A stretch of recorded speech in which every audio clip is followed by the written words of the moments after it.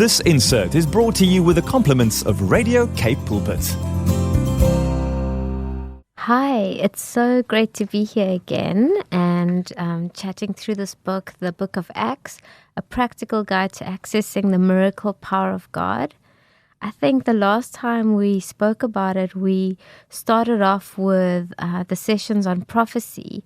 Just want to recap there. The most important scripture for New Testament prophecy is 1 Corinthians 14:3. The one who prophesies speaks to people for their upbuilding and encouragement and consolation. And I think that verse speaks so much about the Father's heart to build us up and to pour courage and comfort into the body and individuals corporately. So that word upbuilding means, I see it as like literally building up, like the brick and mortar, how we build up, how we extend a building and how we build that up. And to pour encouragement, I see it like someone actually pouring, almost like cement or concrete, just pouring courage into someone so that they can stand again, so that they can go again, and pouring. And then consolation is the pouring of comfort, a tender father who's able to bring comfort. So all prophecy needs to come back to those three things. I think it's so key, and it demonstrates as well his heart for us. And like we said before, that it's easy to see the dirt in someone's life, and people would often think it's prophecy to just point out, okay, this is wrong or that's negative, but that's not prophecy. True prophecy is actually the ability to go beyond the dirt and find the gold that's hidden. So I want to also carry on from there and talk about, I think section F is where we left off. How do we hear God's voice? So when we say hearing God's voice, what do we actually mean? We mean, how do we perceive what God is saying? He may speak audibly, or he may speak through our spiritual sense of hearing. So that is the word hearing comes from there, but God may also speak in other ways. He may speak through our spiritual or physical senses, through touch, through taste, through smell, through sight. He may remind you of a scripture. He speaks, of course, through the written word, which is like the high watermark for prophecy. And all that we perceive in any of these ways occurs over a spectrum. So it may be a light inner impression, or it may be a physical experience, like audibly hearing the voice of the Lord or getting caught up in a vision. But I just want to say that, whether it is a light impression or an open vision, it's all precious and weighty, because everything God says, whether it's the slightest of whisper, the loudest roar, it's all Him and it's all transformative. And so it's precious and weighty. And in fact, I would go so far as to say that it actually takes more of a connection with God to hear the whisper. Because when the open vision happens to you, or the audible voice, it's almost like you don't need much to respond to it.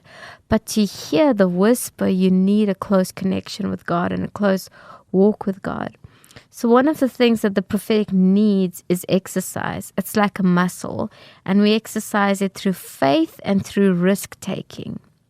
And so I want to encourage every listener to do that, to ask God, who can I prophesy over today? Or if you're in the supermarket or you're at work and He just puts somebody on your heart or nudges you, take the risk and say, God, is there something you want to show me that would encourage them, that would pour courage into them, that would console them, or that would build them up? And if He gives you something, to take a risk and share that.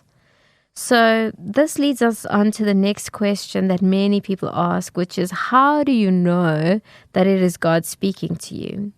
So one of the skills that you learn as you begin to journey with faith and risk-taking, with and exercising this muscle of prophecy, is you learn to recognize the voice of God, which means you learn to distinguish it from the other voices in your life.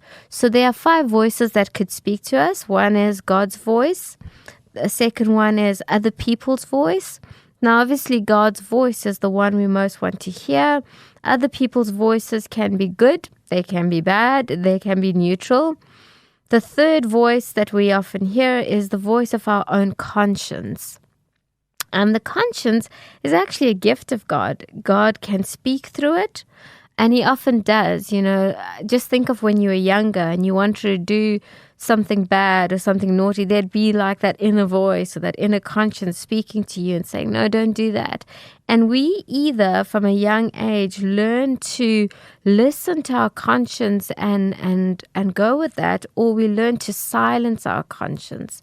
And if you look at a hardened criminal, one of the things that they've learned to do very effectively is silence and deaden their conscience. And so I think the journey of deadening this way or silencing this way that God speaks to us is a very deliberate one, or yielding to it and listening to it is also a very deliberate one. The fourth voice is the voice of our flesh. We all know that our body, our flesh, our desires, they scream for attention, they scream for satisfaction. And they are also gifts to us. The body, the soul, which is the mind, will, and emotions, they're all gifts to us from God. But the thing is that they make excellent servants and terrible lords. And the spirit man is meant to lead the body and lead the soul. And the fifth voice is the voice of the devil. So the enemy is the father of lies. He comes, as we know, to steal, to kill, and destroy. And he's the chief deceiver. And so we want to grow in our relationship with God such that we know and recognize God's voice as opposed to the other voices. And I'll end with this: 2 ways that we can determine if it's God's voice. One is God never contradicts His word and His nature. So does what you're hearing line up with Scripture, firstly? And secondly, does it line up with the nature of God? And then the second way is, how does it leave you feeling? Does it leave you feeling a sense of peace and faith, or is there a sense of heaviness, despair, and anxiety? Thank you.